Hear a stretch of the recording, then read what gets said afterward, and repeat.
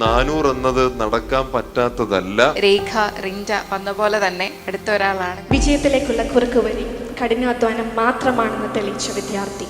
OET-യിൽ പലരും അസാധ്യമെന്ന് കരുതിയ record breaking score Tiju's അക്കാദമിയിലൂടെ കരസ്ഥമാക്കിയ വിദ്യാർത്ഥി.